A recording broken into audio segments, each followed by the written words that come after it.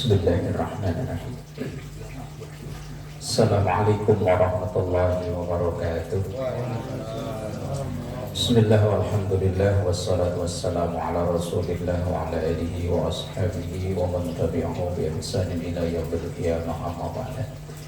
Ila hadratin nabiyil mustafa Muhammadin sallallahu alaihi wasallam wa ala alihi wa ashabihi wa azwajihi wa dzurriyyatihi wa ali baitihi al-kiram wa jami' ummatihi minal muslimina wal muslimat wal mu'minina wal mu'minat ayyama kanu, khususan dan kitab Syekh Ahmad Al-Hashimi syarillahi lahum al-fatihah.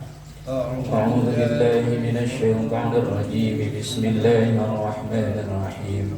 Alhamdulillahi rabbil alamin arrahmanir rahim maliki yaumiddin. Iyyaka na'budu wa iyyaka nasta'in ihdinas siratal mustaqim siratal ladzina an'amta 'alaihim ghairil maghdubi 'alaihim waladdallin. Bismillahirrahmanirrahim. Likulli nabiyyin da'watun mustajabatun. Itu ya? Iya. Bismillahirrahmanirrahim.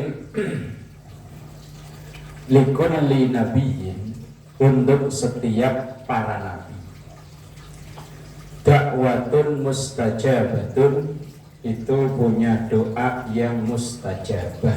Mustajabah itu artinya dikabul, diijabah. Fata'ajjala kullu nabiyyin dakwatahu. Fata'ajjala, menyegerakan atau minta cepat-cepat. Kullu nabiyyin, setiap nabi, dakwatahu, doanya.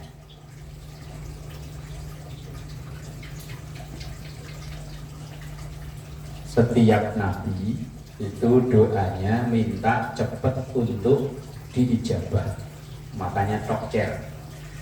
Nabiullah Nuh minta supaya umatnya tenggelamin, langsung tenggelam. Nabi Musa ya begitu. Tapi Nabi Muhammad, wa inni, dan saya, kata Rasulullah, ihtabatu, menyimpan, dakwati, doaku, li ummati, untuk umatku, yaumal qiyamati, di hari kiamat.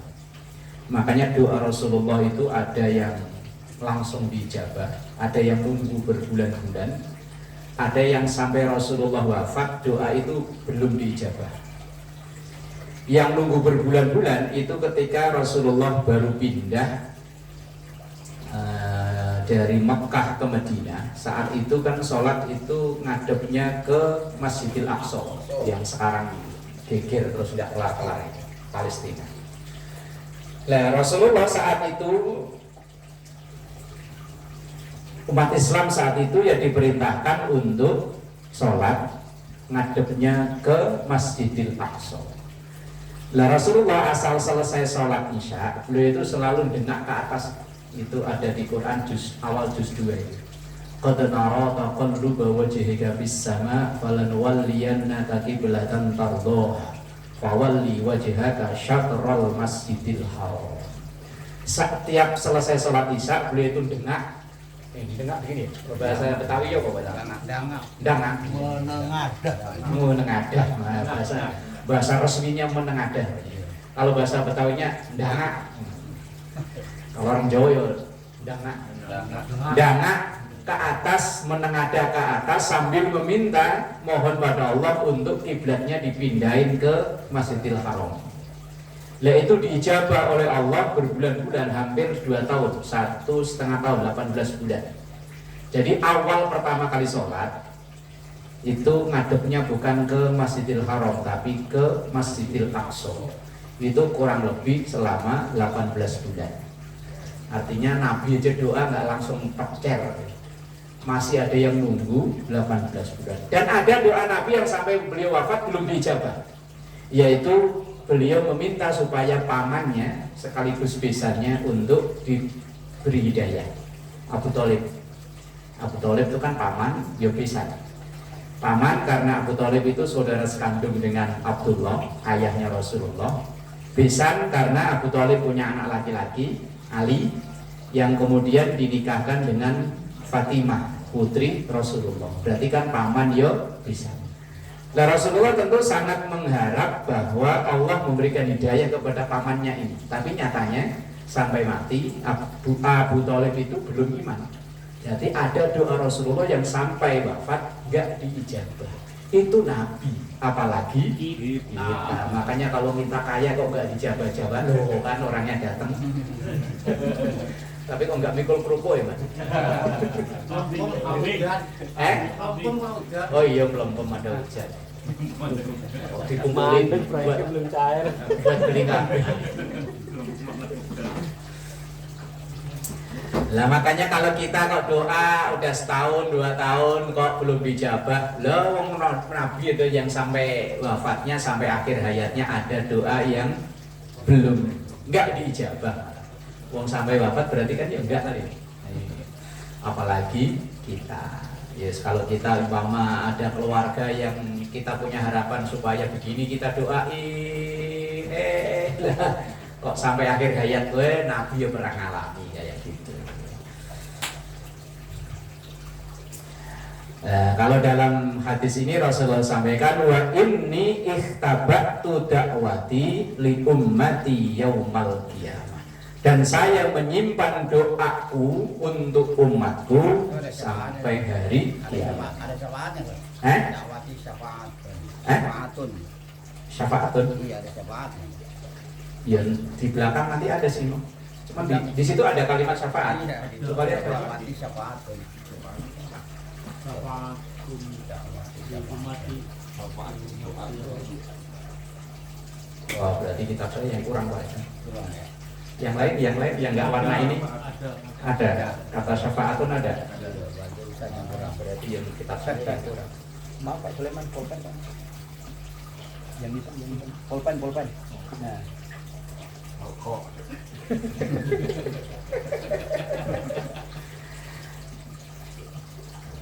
Wa inni ihtabatu dakwati syafaatun gitu ya. Untungnya kita cetakan beda-beda ya begitu. Kalau ada yang kurang bisa. Masalahnya bukan Quran. Kalau Quran sebelum terbit sudah ada majelis taskhih namanya untuk ngecek. Nah, kalau begini kan dia sanggar cetak beres edarin. Paling kalau ada yang komplain baru direvisi.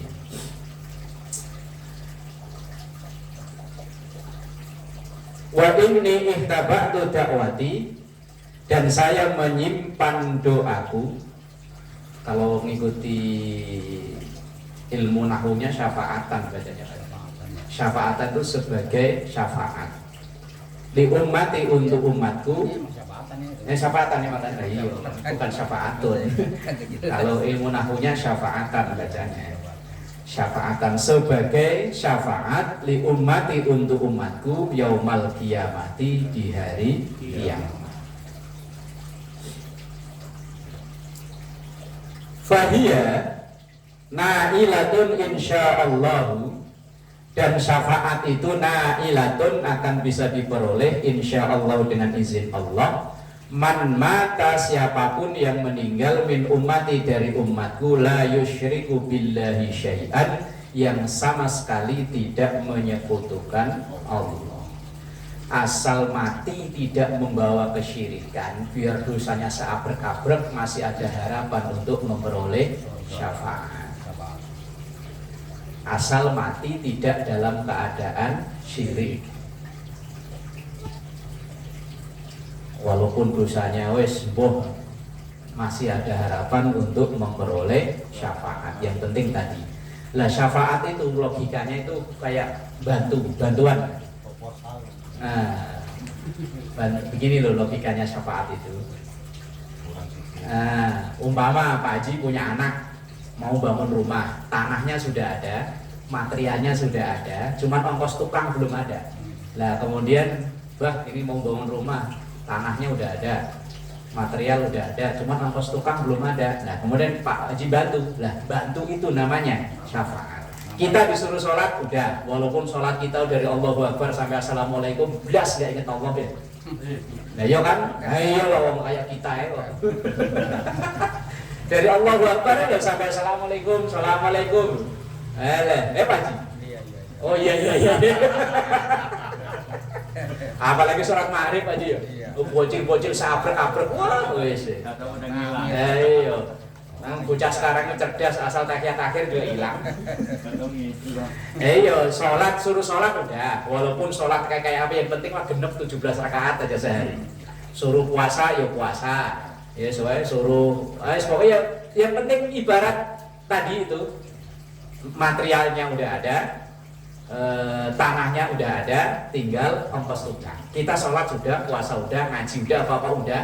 Lah kurangnya itu, lah nanti itu dibantu dengan syafaat. Lah ngaji enggak, mabuk tiap hari. Yo, roti ya. Lah kok ujuk-ujuk minta syafaat itu sama kayak kita punya anak tadi pengen bangun rumah. Tapi tanahnya nggak ada, material nggak ada, ya itu namanya bukan minta bantuan, ya memang minta rumah. Lah logika syafaat itu begitu. Rasulullah itu membantu umatnya. Yang penting pokoknya asal mati nggak syirik itu berarti masih umat Rasulullah. Kurangnya itu, nah nanti ditambal dengan yang namanya syafaat.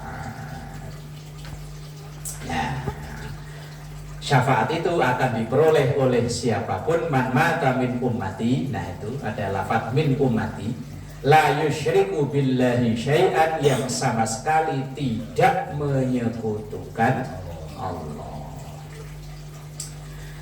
Bismillahirrahmanirrahim. Likulli syai'in zakatun wa zakatud dari baitud diyafati.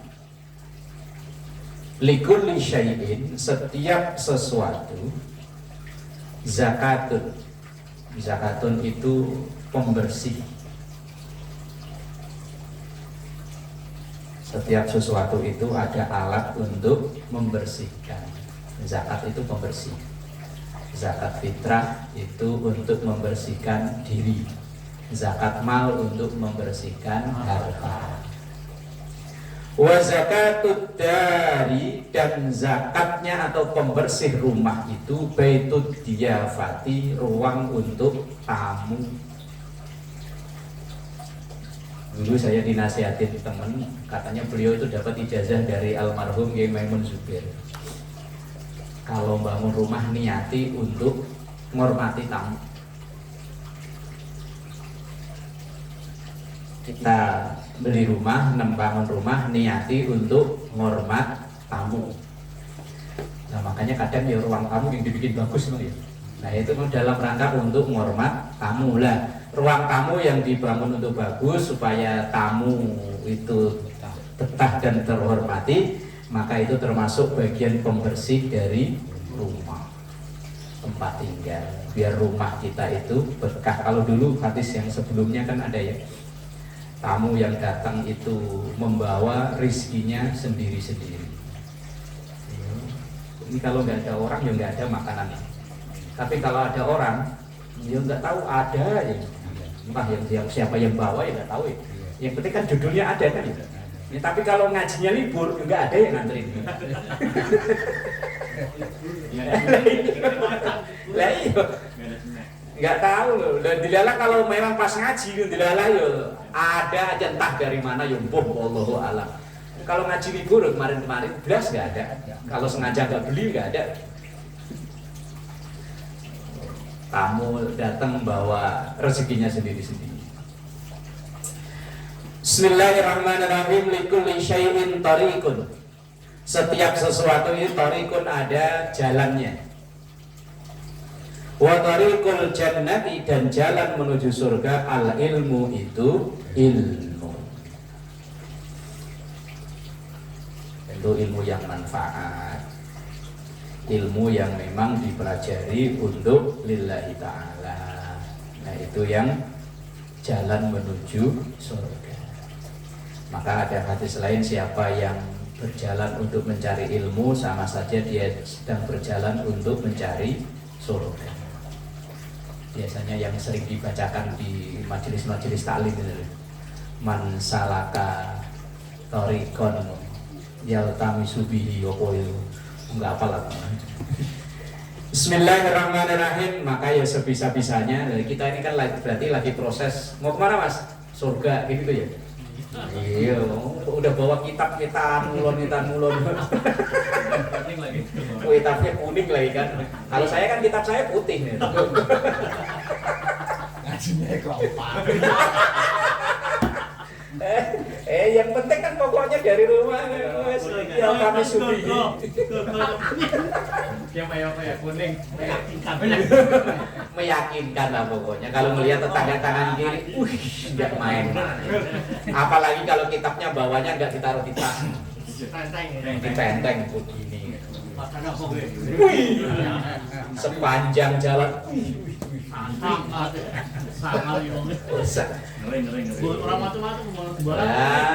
Lah itu ada orang luar yang mau ngimami tahlilan di sini ketemu begini-begini kan keder. Ya umpama lo ada orang luar mana gitu datang ke sini diundang suruh ngimami tahlilan ketemu eman tile pada nenteng kitab keder berat ini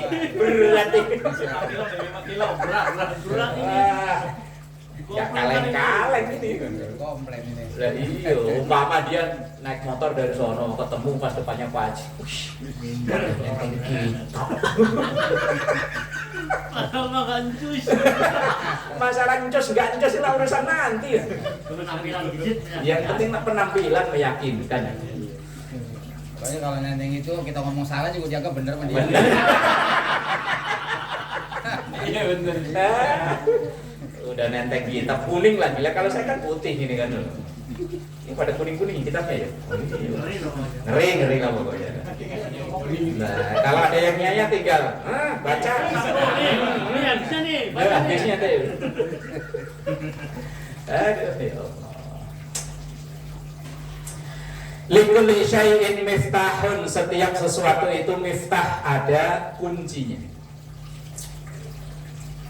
Wa miftahul jannati, dan kuncinya surga hubbul masakin, cinta kepada orang-orang miskin, wal fuqara, dan orang-orang fakir. Ini tentu lain satu sisi ya. Kalau satu sisi hadis yang sering kita hafalkan buat sholawatan ini, miftahul jannah la ilaha illallah. Dari sisi tauhid yaitu paling pokok, kunci paling pokok ya la ilaha illallah. Orang kafir 60 tahun dia baca la ilaha illallah sekali, yang penting yakin udah hilang kafirnya. Nah ini ada orang la ilaha illallah baca di kuburan dihukumi kafir kan. Lah orang kafir 60 tahun dia baca la ilaha illallah dengan yakin udah hilang kafirnya.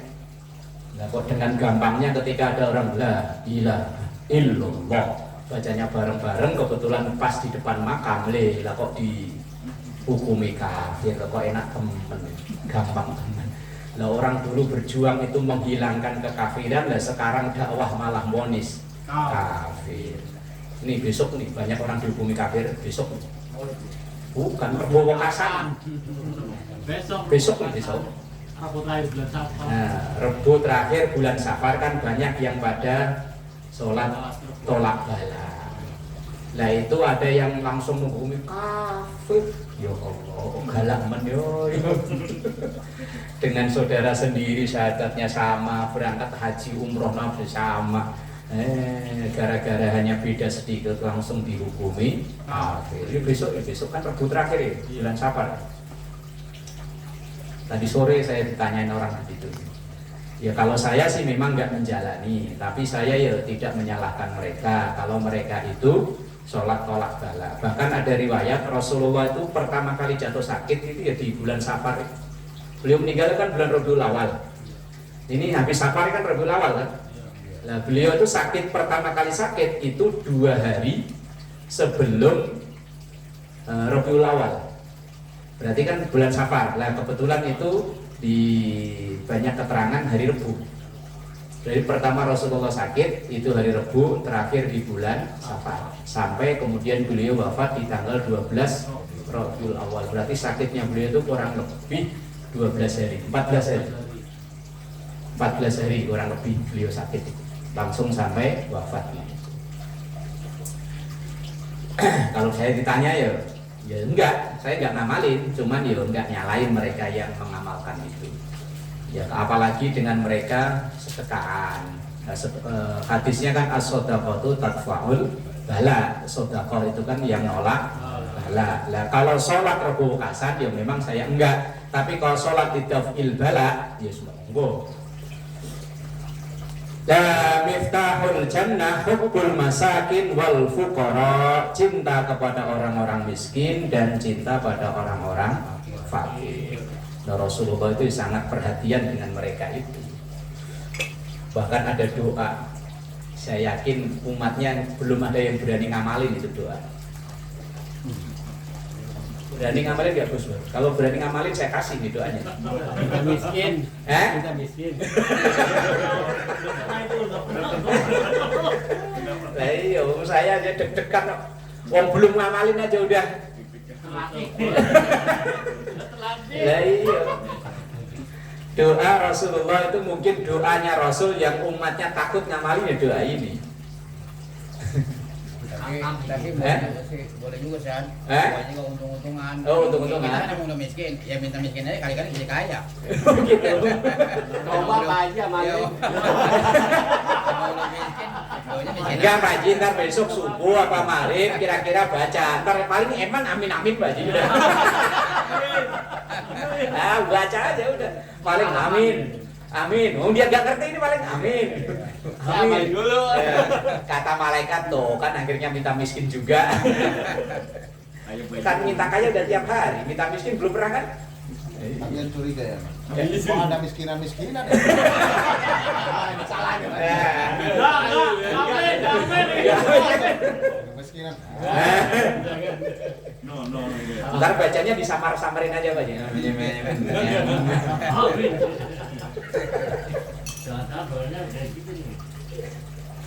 Iya kayaknya doa ini umatnya gak ada yang berani ngamalin. Gak tahu kalau udah bosen jadi orang kaya terus ngamalin ya kali aja. Terbukti Rasulullah itu di Madinah itu kan ada namanya sufah. Sufah itu teras yang memang dibangun untuk sahabat yang tidak punya rumah. Nah, terhadap yang tidak punya rumah itu disebut kaum sufah, sufi. Sufi itu dulu mereka itu tidur selimut jadi satu. Nah, dari kain terbuat dari wool itu sufah. Nah, kalau sekarang wool malah mahal ya. Ya kalau saat itu ya ciri khas orang miskin ya pokoknya tinggalnya di masjid. Makanya kalau orang yang kelamaan di masjid itu takut. Memang Rasulullah dibangunin ruangan khusus untuk mereka yang nggak punya tempat tinggal, ya tinggalnya di situ, apa makan di situ, ditunggu donatur Utsman bin Affan, donaturnya itu Abdurrahman bin Auf, yang suka donatori itu jamaah-jamaah atau sahabat-sahabat yang disebut kaum sufah. Nah kalau di berjanji, itu kan kalau berjanji jarang bacanya sampai ke situ sih ya. Iya, jarang. Yang wakana sallallahu alaihi wasallam syadidul haya itu kadang yuhibbul fuqara wal masakin wa yu'awidu mardhahum apa itu. Yang Rasulullah itu sangat cinta terhadap sahabat-sahabat yang fakir dan miskin. Bila sakit Rasulullah yang paling pertama jenguk, kalau meninggal ya Rasulullah yang pertama ngurus. Termasuk kuncinya surga. Makanya kalau nggak ada orang miskin malah berarti kunci surga hilang satu. Makanya harus dirawat. Bener undang-undang itu. Iya harus dipelihara biar tetap miskin maksudnya. Kunci surga ya. Lah kunci surga ini masalahnya. Lah kalau udah nggak ada yang miskin, wah kunci surga hilang satu. Ya undang-undang UUD 45 begitu ya. Fakir miskin dan anak telantar dipelihara oleh negara. Ya maksudnya dipelihara tuh biar tetap miskin. Korupsi itu jihad. Jihad. Jihad. Iya biar mempertahankan kemiskinan loh. Lah iya. Lah kalau udah nggak ada miskin, wah kunci surga hilang satu. Repot Pak Haji ya. Iya, repot. Iya, makanya yang miskin biar tetap miskin lah. Perekonomian nggak ke jalan udah. Emang kalau bikin rumah nggak ada yang mau bikin ini mas.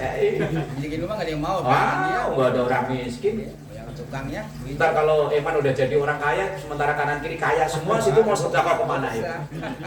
Ada musola. Lah, udah nggak mau, kaya semua, Kalau udah butuh. udah nggak butuh. Itu dulu kayak di Tamsil kan. Biar tetap miskin. Aduh, ada. Bismillahirrahmanirrahim. Lil mar'ati sitrani al-qabru waz zawju. Lil mar'ati, untuk wanita, sitrani ada dua penghalang, penutup. Al-qabru waz-zawju, kuburan dan suami. Maksudnya apa? Bahwa wanita itu ada dua penutup. Penutup pertama kuburan, yang kedua suami. Artinya begini, seorang wanita itu akan berhenti dari mengumbar auratnya kalau dia udah masuk kuburan. Mau tidak mau dibuntel pakai kain. Berapa lapis? Berapa Pak Mansur kalau untuk perempuan ini? 3 ya? Nah iya. Mau tidak mau, walaupun waktu hidupnya dia pakaiannya seki-seki mulu, nah kalau udah begitu ya dibuntel, mau apa lagi. Nah yang kedua, zauj, suami. Ya suami itu seharusnya lah bisa melindungi istri atau bisa mengatur istri dalam hal menutup aurat. Lah ada hadis, kemarin bacanya di sini apa di mana ya? Ada namanya dayus. Oh di musola aja. Dayus itu seorang suami yang ia tidak marah ketika keluarga perempuannya berbuat maksiat, termasuk menutup aurat. Makanya ketika istri terus anak perempuan udah saatnya ia menutup aurat, seorang suami kok tidak nasehatin, kok cuek aja, bodoh amat, biarin lah, anak saya kan cakep biar dilihat orang-orang. Nah, itu namanya dayus. Ya kemarin ya? Iya, malam Jumat ya. Itu namanya dayus. Kita nih para suami yang kita punya anak perempuan, terus udah saatnya dia menutup aurat, kok kita cuekin aja, biarin aja, keluar rumah nggak pakai jilbab, nggak pakai pakaian-pakaian yang untuk menutup aurat. Sementara kita suami cuek-cuekan aja, kita orang tua bapak cuek-cuekan aja, ya kita ini termasuk bagian dari dayus itu tadi. Nah, pokoknya nama-nama itu rusak ya. Itu dayus. Nah, seorang suami itu hendaknya bisa menjadi wasilah wanita itu menutup aurat. Nah, kecuali udah dinasehatin, udah ini tapi tetap bandel, yo wis selesai tanggung jawab. Nabiullah Nuh itu kurang apa nasihatin anak, tapi nyatanya anaknya sampai meninggal nggak mau ikut, ya wis selesai. Tapi kalau bapaknya kok cuek-cuekan, ya itu namanya dayus itu. Bismillahirrahmanirrahim. Lil muslimi alal muslimi sittun. Untuk orang muslim terhadap muslim lainnya sittun bil ma'rufi, ada 6 hak dan kewajiban. Yusallimu, berucap salam alaihi kepada muslim idza laqiyahu, apabila ia berjumpa. Uluk salam, kalau orang Jawa bilangnya uluk salam. Uluk salam kalau dalam Islam ya assalamualaikum, orang Jawa ya kula nuwun. Kalau orang Sunda kok sampurasun, kalau orang Betawi kok permisi. Iya, itu uluk salam. Nah kalau dalam Islam ya assalamualaikum. Di luar Islam dan kalau nasional ya pagi, siang.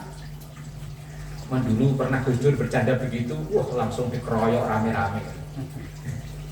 Nah, uluk salam ini cara Islam memang assalamualaikum. Cuman kan yang pakai cara Jawa ya kula nuwun, orang Sunda sampurasun, orang Betawi Jakarta ya permisi, kalau orang Londo pada gitu.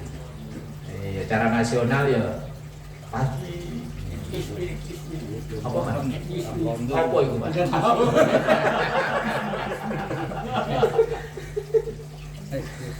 Kuluk salam.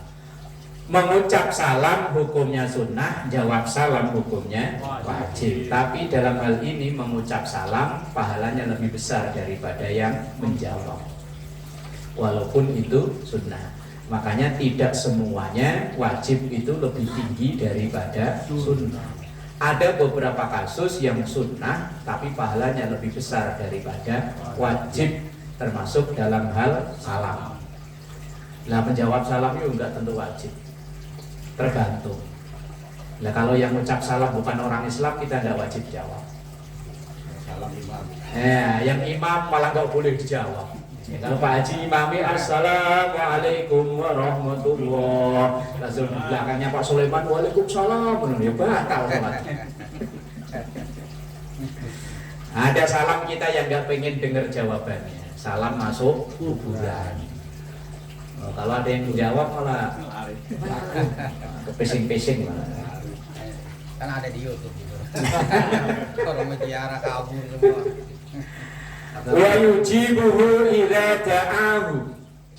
Wa yujibuhu, dan menjawabnya idza da'ahu, ketika dia mengundang. Nah, tentu ini kan ada beberapa hal. Mendatangi undangan itu hukumnya wajib secara umum.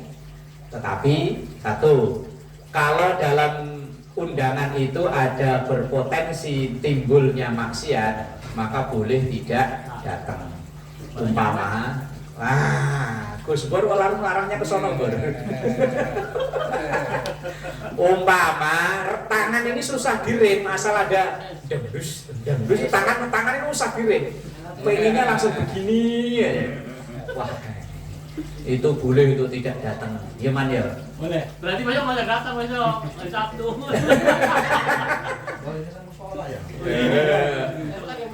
Kalau Eman sekarang remnya udah pakem. Udah pakem. Semenjak ada Akhyar, siapa Man? Akhyar, ya masak. Insya Allah bisa jadi rem. Kalau kemarin belum ada rem, masalah ada musik jujus. Tangannya pengen begini. Ngatur kan. Sponsor. Iya.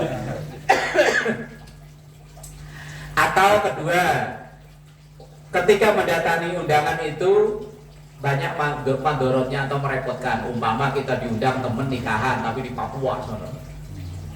Nah iya kan, ongkosnya aja udah berapa? Nah, asal tidak ada hal-hal yang membawa mandorot, memenuhi undangan itu hukumnya wajib. Cuma di kita sekarang berubah ya. Memenuhi undangan itu konotasinya harus keluar duit. Padahal aslinya dia mohon doa restu gitu ya, bukan mohon 50.000 enggak ya.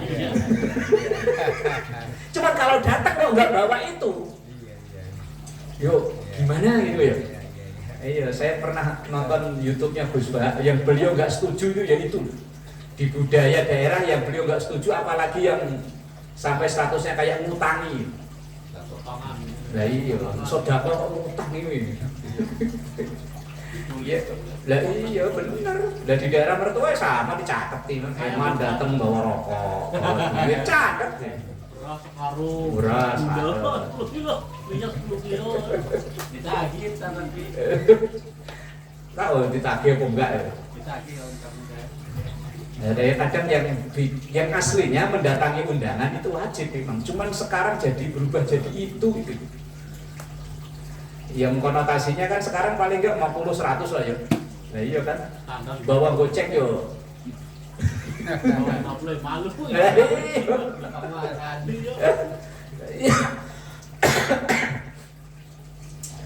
Bismillahirrahmanirrahim. Wa yushammituhu idza aqasa. Wa yushammituhu, dan mendoakan idza aqasa, ketika ia bersin.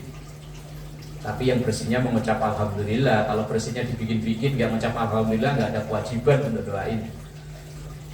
Kalau bersin alhamdulillah, lah kita yang dengar mendoain ya rahmatullah. Tapi kalau dia bersin nggak mengucap alhamdulillah, yo nggak ada perintah untuk mendoakan dia. Wa ya'uduhu idza marid. dan menengoknya ketika dia sakit.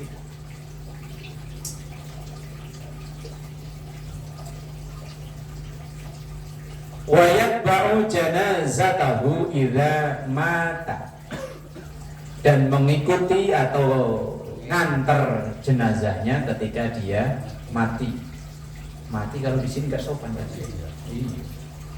Kalau bahasa Arabnya mati. Nganter jenazah. Nganter jenazah bagi laki-laki hukumnya kifayah. Kalau bagi perempuan hukumnya makruh. Bahkan ada yang makruh tahrim. Makruh tahrim itu makruh yang mendekati haram. Kalau meninggal bahasa Arabnya apa tadi? Meninggal. Ya itu mau. Enggak, maksudnya jangan mati. Kan mata ini mati. Ya mati. Diganti mau apa Ya mati. Wa inna sholati wa nusuki wa mahyaya. Non muslim sama kafir kan adanya kafir. Enggak ada yang non muslim. Ya maksudnya dia jangan mati. Kalau kita mati, orang mati dong enggak enak banget. Lah, iya. Mati kan meninggal. Lah makanya sopan itu ukurannya kan bukan apa? Bahasa itu ukuran. Sopan itu ukurannya tidak bisa diukur semua dipukul rata. Di daerah saya orang ngomong mati itu biasa, Pak. Biasa ya. Biasa. Si itu kabarnya gimana? Wes mati. Biasa kan. Kalau di sini aja mati itu kelihatannya kasar karena mati itu untuk binatang. Daerah saya mati biasa, kecuali kalau tokoh-tokoh besar itu baru sedo. Nah, kalau orang-orang ajar malah dibilangnya bongkok, mudar, mudar, bongkok. Nah, bahasa Arabnya ya mati. Kalau ini bilang modal tuh bajingan itu. Kalau bahasa yang lain ya wafat itu kan, mati. Lama tuwfiya semasa meninggal, Mati. wafat mati. Angkat sih. Belum lagi kalau angkat. Nganter jenazah bagi laki-laki itu hukumnya fardu kifayah, bagi perempuan makruh, bahkan ada yang menghukumi makruh tahrim.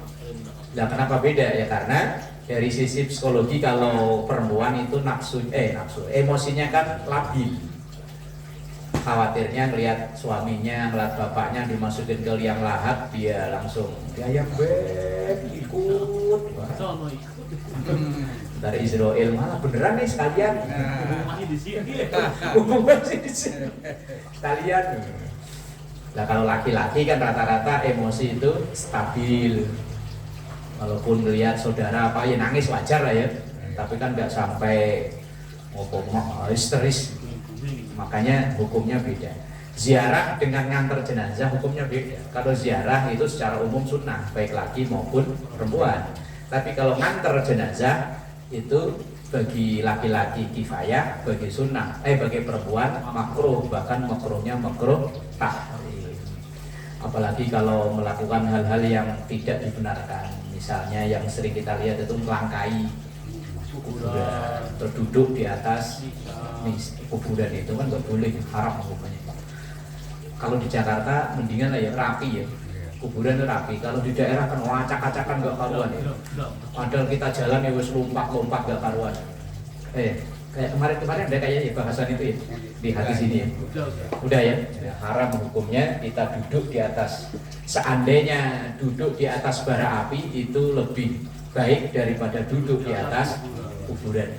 Karena biar bagaimanapun di bawahnya itu ada jenazah atau jasad orang yang dimuliakan, apalagi dia orang terhormat. Wa yuhibbu lahu ma yuhibbu li nafsihi.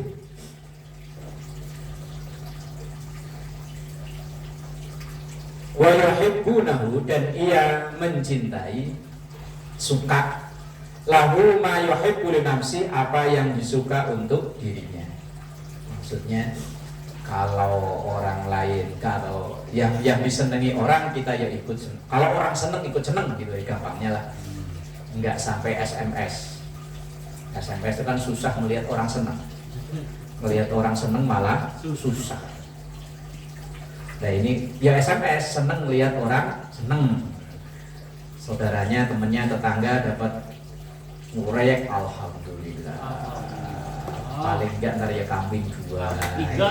Oh 3. Kok nambah itu? Nah iya kan, alhamdulillah.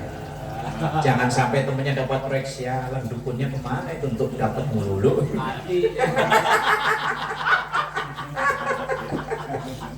Kota dukun ya.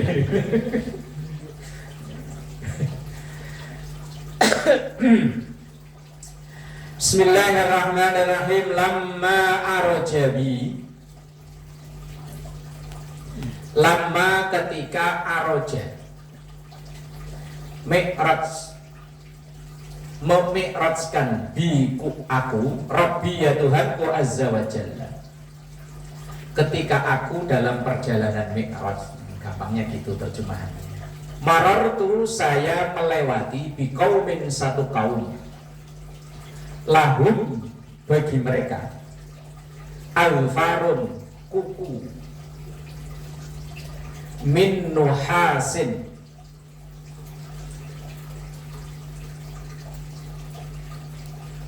nuhas itu kayak apa, tembaga yang dilebur tapi mau diproses jadi apa gitu, apa namanya? Kan kalau tembaga mau dibikin pisau itu kan dilebur, nanti dicetak jadi kayak pisau. Nah itu ada macam tembaga tapi nanti dibentuk kayak kuku. Yahmishuna, yang nyakar-nyakar, wujuhahum wa sudurahum, wujuhahum, wajah mereka, wa sudurahum, dan dada mereka.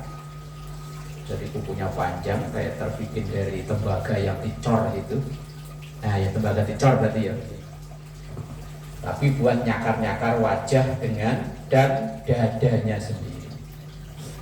Fakultu, maka saya bertanya, man haula'i ya Jibril.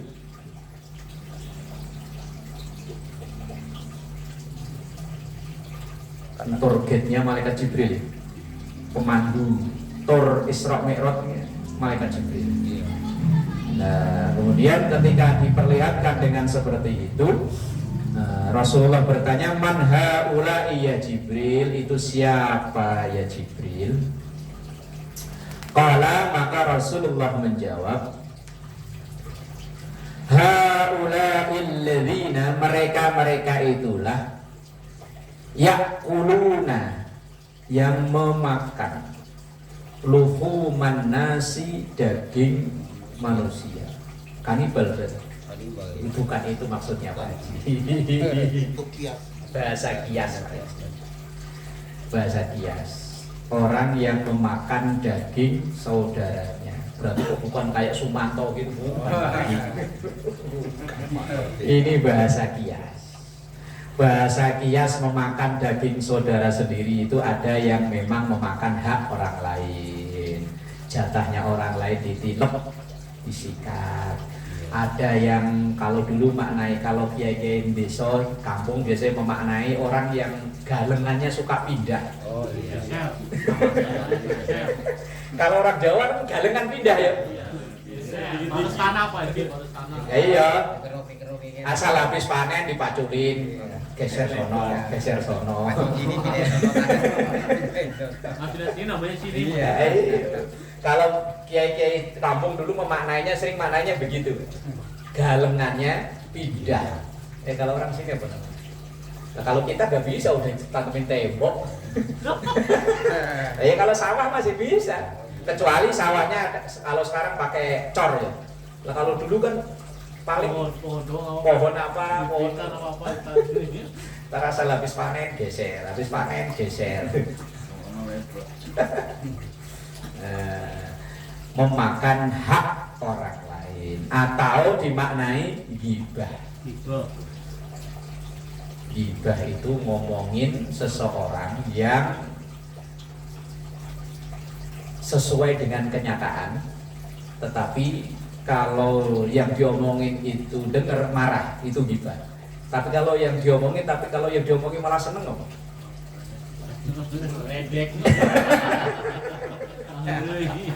Lah ya, definisi ghibah itu kita membicarakan sesuatu ke seseorang tentang sesuatu itu yang kalau orang yang diomongin itu dengar dia marah. Nah itu namanya ghibah. Lah kalau yang diomongin ketika orang yang diomongin malah seneng, Iya, sesuai kenyataan. Lah kalau yang enggak sesuai kenyataan namanya fitnah. Nah, Repot ya. Padahal gibah paling enak. Oh, kadang awalnya ngomong bener-bener, lama-lama ujung-ujungnya gibah ya. belok. Ujung-ujungnya. Tapi gibah ada yang dibenarkan. Nah, kalau kita ngaji kitab Riyadhus Shalihin itu ada gibah yang dibenarkan. Yaitu ketika kita membicarakan aib seseorang tapi dengan tujuannya untuk terhindar dari kejahatan orang tersebut. Umpama ada si fulan, Iman ngomong ya Man? Gak apa-apa ya Man, buat contoh ya Man? Bulan sudah biasa. Umpama kita kenal Eman ini dari sebelum pindah ke VNI, sama-sama tetangga di Sukapura. Nah kita udah pindah duluan, tiba-tiba Eman nyusul pindah. Nah terus kita ngomong, hati-hati, tangannya panjang. Pendeknya panjang. Paham gak ya tangan panjang ya? Nah, apa iya? Saya dulu tetangganya. Tapi niatnya kita bukan untuk ngomongin dia, tapi untuk memperingatkan, hati-hati. Ntar siapa tahu dia lewat, kalau lewat tuh sambil gambar. Sambil gambar itu nandain jemuran itu lenanya jam berapa. Ngambil jemuran buat dijemur di depan rumah. Nah itu gibah tapi yang diperbolehkan, yaitu ketika untuk menghindari hal-hal buruk yang dari dia. Apa tadi? Wa yaqauna fi a'radihim. Yaqaun itu dari kata waqa'a itu menaruh, meletakkan. Tapi artinya bukan begitu. Dan merendahkan fi a'radihim, kehormatan mereka. Merendahkan kehormatan orang lain. Itu bahasanya.